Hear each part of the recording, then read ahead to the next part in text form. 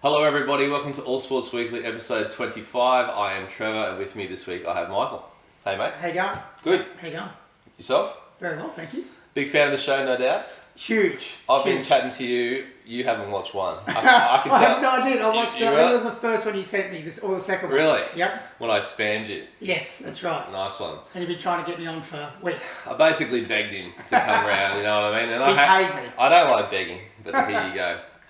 Everybody, we're on YouTube, as you know. We're also on Spotify, SoundCloud, and all that stuff. You know, same as usual. Please give the video a like, subscribe, all that stuff if you don't mind. And yeah, we'll get straight into it. This is a big one today, mate. Big one.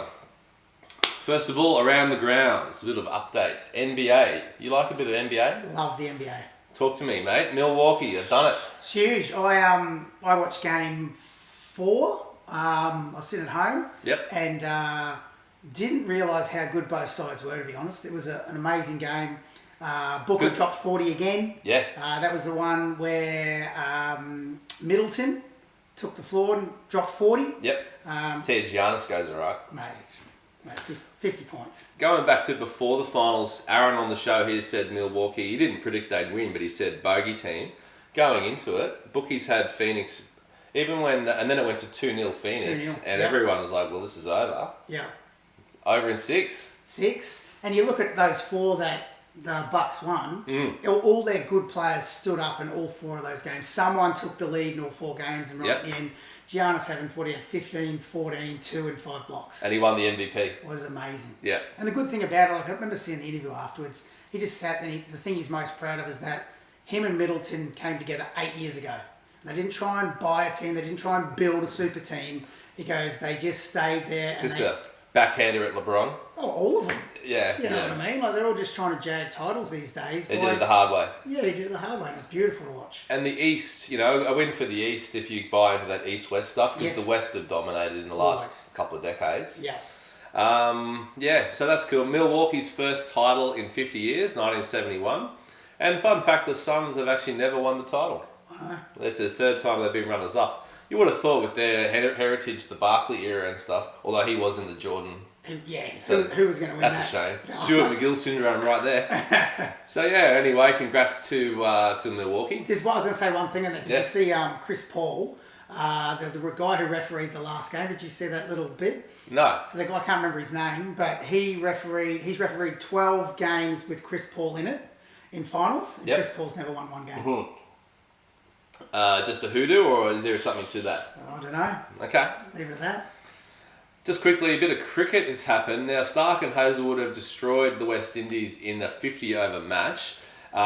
West Indies were bowled out for 123. We batted first and got 252. So that's great.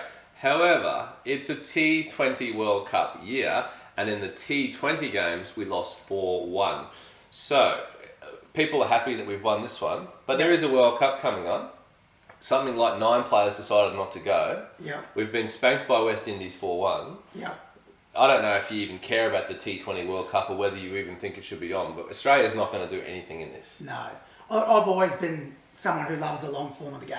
Right. Always. You're a test match guy? By a mile, yep. Don't mind. I used to like the one days, but when they bought T20, it just never really resonated with me because I just feel as though you're either bowling Yorkers or you're slogging the ball. Yeah. So I don't really find a lot of tact to it. But, like you said, we've always been around the mark, but at the moment I feel as though, well, what are we doing with the side? What does it look like? Those players who decline to go to this, should they be eligible to be picked in the World Cup? Well, it depends on why they declined to go. Did they decline because of COVID? Steve Smith was injured. Yep. The rest just asked not to be considered. And most of those who asked not to be considered were happy to go to India and get paid and play in the IPL where COVID was running wild. Okay, well, that's a different story. I feel as though if you're chasing the money, then we can make the decision that maybe they are not the right players that we need right now, because you don't want to play for your country. Money's more important. Well, look at David Warner, great example. Yep. Happy to go over there, doesn't want to play for Australia. Come the World Cup, if he puts his hand up, I'd be saying no. Yeah, agreed. And when do we move on from Dave Warner? He's been around a long time. Not soon enough. And on that, Stark, great 50-over bowler and his figures in that game, but I would not have him in the Ashes. I watched last summer, and if we didn't learn from that... If he's not on, he's not on. And he's off for the entire game. Yes. You haven't got him for the entire game. It's a long test if he's not on, isn't it? Yeah, and it's like that first ball, that in-swinging fucking sand shoe grubber. If he doesn't get that first ball, if the ball doesn't swing, he's out. They can't spit on it anymore. No, that's right. Or put sandpaper on it. Hey, too soon? Too soon, yeah. British Open golf is all over Red Rover. Colin Morikawa, the American, has had a win. Jordan Spieth, second. Morikawa winning by 2 shots. The thing in this one is Louis, the choker. I don't know if you know much about golf. Don't make me say his name. I'm just going to call him Louis, the South African. He won a major about 10 years ago. He's had runners-up quite a few times. Led the first 3 days and predictably choked on the 4th. In golf, I'm not a big golf fan, but when it's going bad for you, there's nowhere to hide. It's all you. Yeah. And it's up here. The game's up here, and it's just not going well. Yeah. And he's led the whole way. Day 4. Gone. Done. Have you played it yourself? No, I hate the game. Oh, fuck, mate. I'm like you, because you can have 17 amazing holes, and on that 18th hole, you have one hole and it ruins your entire day. Occasionally, you'll hit one and it makes that sound and it goes where you want, and you think, now I understand why everyone likes this game. Yes. The next shot goes over there and you're like, I hate this bloody thing. When I'm chipping on for 9, I'm like, this is just not my game. Have you ever putted from the rough? Always. Always. Because I can't chip. Okay, if I spank, at least I'm a chance of getting on the green.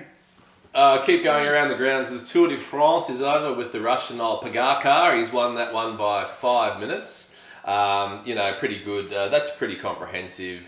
He rode down the Champs-Élysées with his glass of champers and win. Yeah. Is that his first win? First win. Aussie. There was an Aussie guy who came about 5th. Pretty credible. Yep. So the tour is over. And lastly, rugby. I did some All Sports Weekly field research last weekend. I was at the Wallabies France game. Cracker. Great game. Yep. Australia has won that one 33-30. What made it a bit sweeter was that we had Marika Korobetti, one of our best players, was straight red card in the 4th minute for a tackle that was a joke of a red card. And the Frenchman, the captain who got hit, went down holding his head. It was like WWF. I saw the video. You seen the one? Yeah, I have, yes. Mate. Ridiculous. So the red card's been rescinded by the powers that be, so Korobetti won't have to serve a ban. He can play against the All Blacks and stuff. Yeah. But we played that whole game a man down. Joke of a call. I hope that's a bit of a line in the sand for rugby. But anyway, the Wallabies have got the game and the series, so that's cool. And just quickly in rugby, the British Lions are playing South Africa on the weekend in the Lions tour. So the Lions, only tour every 4 years. Yes. And every 12 years per South Africa, New Zealand and Australia. Yep. So it's 12 years since they've played the Springboks. Oh, wow. And they're playing them tomorrow. Where are the Springboks at these days? Are they any good? Dunno. Yeah. COVID's been the big one, and they're not in the Super Rugby anymore. Yep. The game's in Joburg. Yep. Not sure how it's going to work COVID-wise. Yeah. No idea. So it'd be rampant over there, wouldn't it? You'd think. Not sure. Okay. Not sure. Watch this space. Yeah. Okay. AFL, mate. Mate, my A cup of subject tea. close to your heart. I've got you on. You're my AFL guy. Go the Blue Boys. Okay. This is the 3rd Carlton fan on the show this year, and you'd be struggling to find 3 Carlton fans anyway. Oh, please. Anyway. COVID wreaking havoc, mate. Yeah. We're in hubs, home games at Gold Coast. The whole thing's up to, the games, they're not the Essendon Giants game, they decided where the game was, I think, 2 days ago. Yeah. It's chaos. Yeah. Thoughts? Mate, I'm happy that it's all going ahead. I think for, just being a Queenslander in general, I think we've got the netball, the Aussie rules, and pretty much the rugby league up here now, like all the big 3 sports. Yep. Half of the country, as we film this, is in lockdown. Yes, they are indeed. We're running them up. We are, at the moment. For now. Hopefully we can Touch stay wood. open, and Yeah. I reckon there's no way Palaszczuk's going to be knocking us on the head very soon, because she knows we've got too much money coming in with all these sports at the moment. There's a lot of money there. Yeah. And with the Olympics now being announced, that's another big deal. Agree, yep. But mate, look, I think we've done a good job. I think that just being able to get the games on, Yep. I think you look at the NRL and the Rugby League especially, NRL and the AFL over the last 2 years, they've understood that this type of thing was going to probably keep happening, and I think they've been ready for it, and I think they've reacted really quickly. Doing a great job. Amazing. Like to be able to pack teams up, and I think, who was it? One of the Melbourne Storm blokes said they finished the State of Origin, he landed back in Melbourne to go back and start playing for Melbourne. Within 2 hours he was packed and he was back on a flight back to Queensland and back into a bubble just like that. Unprecedented times. Well, last year and this year, I mean. Yeah. Now, with the AFL, I've gone deep into the All Sports Weekly. I went to head office. Yep. Right? Sat around the oak table, drank a cognac, smoked a cigar, put my head right in the game. Mm-hmm. Now, I've worked out that you need 48 competition points to make the finals. Yep. Okay? So with that in mind, assuming I'm right, and I am, let's face it. You're now, CEO. By my thinking, that means the Demons, the Bulldogs, the Cats, and the Power are already in the 8 no matter what. Yep. They could lose every game, it wouldn't matter. Mm-hmm. The Lions and the Swans can lose 4 games. There's only 5 games to go. And still make it. And still make it, right? Yep. So almost a sure thing. Yep. The Eagles need to win 3. They can lose 2. I don't know how many home games they got. I was about to say, track record says. The Eagles need to win 3 out of 5. Yeah. Now, by my maths, the Bombers, the Tigers, Fremantle, St Kilda, and the Giants can only lose one game. Lose 2, wow. You don't make it. Do you know how There's many, 5 of to those go. how many of those play each other? Do you know? Well, I know there's one coming up tomorrow or tonight. Is it Bombers and Giants on Yes. Sunday? Sorry. Yep. But there are some games against each other. Yeah, okay. Yep. And so, yeah, basically, they're almost every game's a semi if you're those teams. You can Yeah. drop 1. That's a long finals campaign, Not isn't it? 2. Yeah. Oh, yeah. It's like 5 and then finals. When you don't win enough early on. You're in trouble. And Carlton can, by my maths, still make it. They have to win the next 5 games in a row. Mate, we're 3 from 4 at the moment. Turned the corner last week. Okay. Now, the footy this year itself, the actual footy, I've really liked. Now, I didn't like the AFL last year. Yeah. Obviously, COVID, disrupted things. But the shortened game, the style of play, the flooding, Yeah. the low score, Yeah. teams kicking 1 goal in a half and then winning the game in the second half, I found it hard to watch. Yeah. This year, I like the footy a lot more. We've got forwards in the forward line. Hey, players kicking to forwards. I know. 1 out. Unbelievable. Forwards Yeah. playing in the forward line. Yep. Oh, wow. Clunking big grabs. A couple of Big big key grabs. forwards. The standards up. Yeah. It seems to have opened up a bit. Yeah. And the results are a bit less predictable. Yeah, I would agree. Are you enjoying the footy? Look, when they first brought that rule and standing the mark, I hated it. Because just being such a competitive person, like I want to put as much pressure on as I can. It has made a difference. Massively. Yeah. Well, because now you can, like, if you get around them, you get another 10 metres in front of the person on the mark. That kick's gone from being, say, 50 to probably 70 now. Yeah. And can be low because there's nobody on the mark. You don't have to kick it elevated anymore. You can kick it low and direct. Yeah. It made a huge difference and allows big key forwards to go 1 out or lead up forwards are back in the game. Yeah. You know? Yeah, I like it. I like it a lot. And also, gets rid of if you move the ball quick enough, there's no floods. Yeah, that's right. And I know they can flood, but at least starting them in the zones gives you that chance. Quick ball out of the centre and you've got those one-on-one contests, which is great, I'm really enjoying it. Like I say, I really struggled last year, but it's been pretty good. And for the first time in a while, there's no obvious flag favourite. Like, obviously, you've got your top teams and your contenders, but there's no one that you would bet the farm on. No, not at all. The D's are wobbling. Yep. The Lions are wobbling. They're running out of players. Injuries, running out of players. Geelong seemed to be maybe the one. Yep. Maybe. That was my pick before the season started. And then when the season started, you might recall they lost a few. Yes. And I'm thinking, maybe I'm wrong. Where is the power in the AFL? Last Who's year... going to win the comp, mate? Put you on the spot. We're recording. I'm going to say Geelong. Yeah. And the only reason why would be maturity. They've probably got bar Richmond, who I don't know how they'll go. They've been struggling and then losing Dusty's a big out. Well, that was my next question. Dusty out? Is that the end of Richmond? Oh, I don't know. I guess we'll find out the next couple of weeks. They've had him for so long, and you think about, he's got 3 fucking Norm Smith for Christ's sake. When game's on and it's there to be won, big game player. He's the man. So if you don't have that now it gives someone another chance. And I look at someone like Geelong, Melbourne. I quite like that Melbourne are shaky now.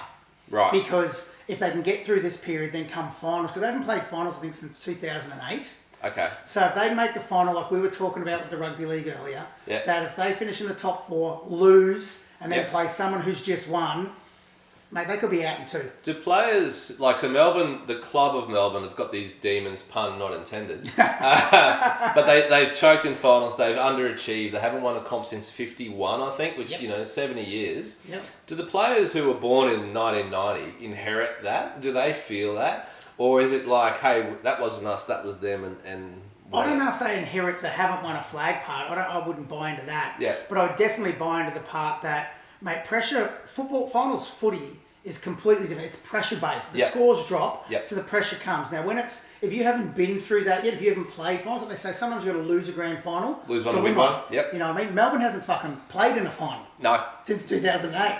So this will be, like, for example, the prelim would be the biggest game they've ever played in. Yep. Whereas if you play in Geelong, they've we've played in bigger games and plenty of them. And plenty of superstars who have played in plenty of games, even the players that they've brought in from other clubs. Yeah. So I look at it and go, they could get pants, Melbourne could get pants by like 6 goals, and then they go back and they play someone like maybe a Sydney who's coming through who could belt them on their day. So with Geelong, I'm not a Geelong supporter by any means, but I reckon they get dudded a little bit in the finals too, but they never get to play at home.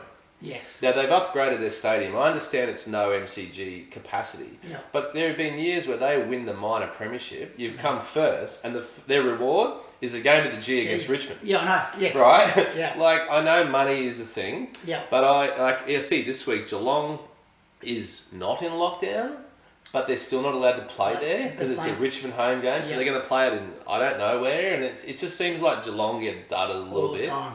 Yep. I think that I understand prelims and grand finals, and I get that, but I think if you win the minor premiership after 22 games, you should play the first game at home. Completely agree. I don't care if it holds 10 people. Yeah. But it's an agreement, isn't it, between the AFL and the MCC or something? Yeah. That they're locked into for fucking 100 years. It's a bad deal. And just putting my tin hat on for a second, in Sydney, forget COVID for a minute, there was one year where the Giants were going to host the Swans, and they could have played it at Sydney, which holds more people, and they didn't. They played it at the Giants. But you know why? Because they've got a lot of money tied up in there. Of course. And so their smaller capacity doesn't matter anymore. Yeah, yeah. Because they want them to win. Of course they do. Well, they need them to win. Because the Suns have been a disaster, and the Giants are the only hope. They are. Right now. There's a sinkhole of money out there. Massive. Sinkhole. Yep. And what is it? It's the TV rights, isn't it? That's what keeps those two teams afloat. Yeah. The money that comes in from the TV rights, basically. Bombers. Showing some heart. Come on, mate. I had them in the bottom 4. Yeah. They're better than that. Much better. I still don't reckon I'll make the 8. Yeah. But what do you reckon? I love your kids. Yeah. Like you got like 3 string beans that are probably about 6'4", 6'5". Cocks. Got no weight on them whatsoever. They're kids, but mate, they can ball. Yeah, yeah. I must bit admit, of heart there. One of my good mates, Joel Henderson, he loves the Bombers. I said to him, mate, you got a really good list. Yep. And you got Darcy Parish. Darcy Parish lighting it up. Killing it. Yep. Absolutely killing it. Stringer's playing well. You just gave the package a new deal. Yep. I saw this morning. Yep. So it's taken us a decade to put the whole peptide things away because that cost the club. Of course. Like, you know, it's actually some green shoots. I don't know if they'll make the 8 this year, but I've got a little spring in my step for the first time in a while. It's hope. Like you said, I'm a Carlton supporter. Yes. We've been fucking terrible forever, since 1995. And for once, all you want is hope. That's all I want to see. Well, let's talk about Carlton, mate. Oh, let's do it quickly. No. They've won 3 out of 4. See, Jack Silvani had a big game there after Serge passed away. That's Carlton royalty right there. Massive. Serge Silvani, Steve Silvani, Jack Silvani. 600 and something games have been played in that number 1 jersey by Silvani. Steve Silvani, fullback of the century. Yep. Mark of the year. Top tier. Premiership player. Name. So you get a bit of a burden with that name. Yes. Jack, I'm not sure if he's going to live up to that. Yeah. But showing some heart, wants to play for the club, you know, there's a bit of feeling there. When I first saw Jack, when we drafted him a few years ago and he played early, I looked at him and I went, the poor bloke's probably about 6'3", I reckon. 6'2", 6'3", at best. And I'm like, not big enough to be a key forward and not small enough to be a small, lead-up forward. But he's really found his spot where he actually is a really complete footballer. We played him in the ruck on the weekend. Yeah, I saw that. He was our second ruck. And he played all right. He was playing against, who did we play? He was playing against Gorn. I mean, who's the guy for Collingwood? Oh, not Mason Cox. No, the long-haired, black hair. Can't think of him. There's a lot of long-haired gits in Collingwood. Yeah, it's true. But anyway, good to see that. And you overwhelmed Collingwood, swamped them at the end. Second half. You got to be happy with that. I remember I spoke to Tegan after the game, and they were talking to what's his name? Rising Star. Sam Walsh. Lucky you've got it written down there. Yeah. I was going to ask him, because you're talking him up. You reckon he's a bit of a jet? He's a superstar. Mate, he runs like Ben Cousins. Yeah. That's what he does. From the cops or... straight to the drug dealers. Yeah. Ben Cousins can run when the sirens come. Mate, I love him. He's just the complete footballer. He never gets overwhelmed. So 3 out of 4 wins. Sam Walsh, you're talking up. Cripps has re-signed, took unders to do that. Yep. Could have got more money elsewhere. Yep. Showed some loyalty. Yep. Is Carlton on the up? Yes. And so last weekend, Charlie Curnow was supposed to play his first game back in 2 years in the reserves. Mm-hmm. But obviously COVID's knocked that on the head down in Victoria. Just a fun fact, Charlie's last game, which was 2 years ago, he kicked 7 goals against the Bulldogs. Nice. So you look at that and say you've got Jack Silvani, you've got Mackay playing in that forward line, who's currently the Coleman medalist. Then you put a Charlie Curnow in. One of those three has to start getting the third backman from the other team. Yeah, okay. And that's when you start opening up sides. Yeah. You know, when that, like you talk about, say, Melbourne's got a lever who can, leave his player and jump in, to make a 2-on-1. Once you've got 3 key forwards, they can't do that anymore. Yeah, that's right. It's a handful. Yeah. We just need one more midfielder, if I'm being completely honest. I think it's that Carrera, or whatever his name is, over in Freo, who might want to come over to us. We get Charlie Curnow in, we get another bona fide A-grade midfielder, and I'll be honest, I'm really happy with Ellis. You'll be on? Yeah, I think so. Okay. Now, I'll be doing some All Sports Weekly field research tomorrow. I'm heading to the Q clash, the Lions and the Suns. Mm-hmm. Lions have to win. Should win, have to win. Yeah, have to win. Yeah, if they don't, they're in trouble. And top of the table, we've got the Bulldogs and the D's this weekend, and once again, there's going to be no fans to watch that game, which is a bit of a downer. Who do you see winning that one, mate? I think the Bulldogs will win it. Although I was speaking to my mate this morning who's a Melbourne supporter, and I said, Melbourne need to be really competitive. If they lose, it's okay. Yeah. Because, as I said, it's this time of the year what I would rather see them lose and then start winning games to go into the finals, rather than going this smooth sailing all the way through, get to the finals, lose a game, and they're done. But this is the team that you want to, this is the team that's probably going to face you in the big game, and it'd be nice to get a little win over there for confidence. Yeah. Because Melbourne needs confidence, I think. Yeah. And I think Bulldogs, they move the ball quite well, and I think Melbourne's more of that hard-nosed side. Now, I'm just going to read from the Coorparoo, this is a Queensland AFL, Coorparoo Senior Australian Football Club. Headline, Macca calls time on the QAFLW. Club legend Michael Hewitt has announced his retirement as head coach of the QAFLW after a successful 5-year stint. 50 wins, 27 losses, a 2019 premiership, 2 other grand finals. You made the grand final 3 years in a row? 3 years in a row, yep. Won the third one? Yep. 5 consecutive final series, club legend. Well done, mate. Congratulations. Thank you, mate. I didn't expect that. I know. It's a bit of a stitch-up, isn't it? It is. No, mate. Thank you very much. Just quickly, we are running short of time, but just talk to me about that, coaching the women's team and Coorparoo, and, because obviously I played with you way back under the 9s, and I only played for a few years in juniors. You went right through, played for the Kings, coaching... Club legend, mate. Yeah, well, I've been there since they turned into... Obviously, we were at the Coorparoo Roos days, and then 93 they went bust. That's right. I was lucky enough to play in the last premiership that they won, which was the under-19s in 93, and then there was no club, and so I went elsewhere and played all over the shop, and then they started the Coorparoo Kings. That's right. The Treasury Kings, which turned to the Coorparoo Kings, and so then I came back, I think this is my 18th year, so 18 years ago I came back to the club, and I've been there ever since, and I've played 196 senior footy games for the club. Yep. 4 off. I'm trying to get 4 more playing through the thirds. I'm getting one. You want that 200? I want 200, which would be nice, because I think we've had about 5 players. And then moved into coaching. I coached 2 years in the Colts, and then 5 years in the women's space now, which has been really good. It was really exciting to be a part of the women's space as the AFLW program came on board. We had numerous girls. Definitely on the up, isn't it? Huge, it is. Is there any girls from the Coorparoo, the team you coach, that are going to play AFLW or have played? There's a lot. There's probably about maybe 7 to 9, I think, who were either signed at the AFLW when they came and played with us, or the ones that we've sort of helped develop on their way through. Mm-hmm. But women's footy, mate, I really do believe the amount of money the AFL has and the time and energy that they're putting in, I really think in 25 to 30 years, women's AFL will be bigger than netball in this country. Yeah, I think so. That's a big call, but they have the money to do it. They got the deep pockets. They got the money to do it. Netball, they're aware of it. Don't worry. Of course they are. Yeah, they're nervous about it. Yeah, I agree. Okay. All right, mate. Mate, thank you. Thanks. My pleasure.